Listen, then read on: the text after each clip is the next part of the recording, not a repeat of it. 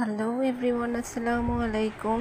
আজকেও আপনাদের সাথে শেয়ার করব একটা শাক নিয়ে।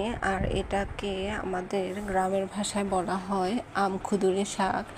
এক এক অঞ্চলে হয়তো বা এটার এক এক নাম থাকতে পারে, তবে আমরা এটাকে আমখুদুরি শাক বলি। এই শাকটা হওয়ার জন্য আসলে বিশেষ কোনো জায়গার প্রয়োজন হয় না। এটা বাড়ির পরিত্যক্ত জায়গা, যে কোনো জায়গাতেই এটা জন্মায়। এটা আসলে চাষ করার দরকার হয় না, এটা যেখানে সেখানেই জন্মে যায়।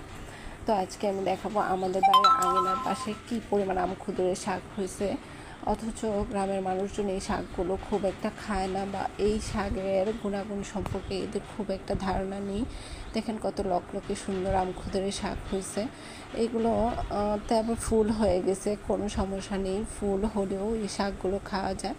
এদের একদম ডগা প্রত্যেক ইয়েতে ফুল হয়। তারপর ওই শাকগুলোকে তুলে এই শাকের ভর্তা করে ভাজি করে খাওয়া যায়। একটা শাক আমি তুলে দেখাচ্ছি আপনাদেরকে।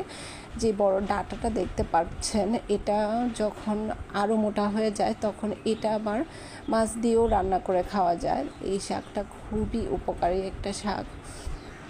এই শাকের অনেক গুণাগুণ রয়েছে। এই শাকে ক্যালসিয়াম, পটাশিয়াম, আয়রন সব কিছুই বিদ্যমান। তাছাড়া এখানে আপনাদেরকে আরও একটা শাক দেখাবো। এই শাকটাকে আপনারা কী নামে বলেন আমি জানি না, কিন্তু আমাদের এলাকায় এই শাকটাকে নুনিয়া শাক বলে, অনেকে গিয়ানলি শাক বলে, অনেকে নোনতা শাক বলে।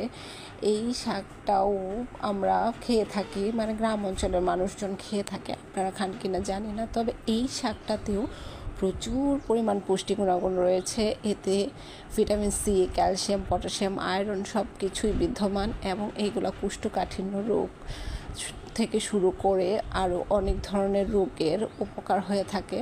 তো এই শাকগুলোকে আমরা যারা মূল্যায়ন না করি, তারা এই শাকগুলো খাওয়া উচিত বা মূল্যায়ন করা উচিত। গ্রামে শাকগুলো অ্যাভেলেবেল পাওয়া যায়।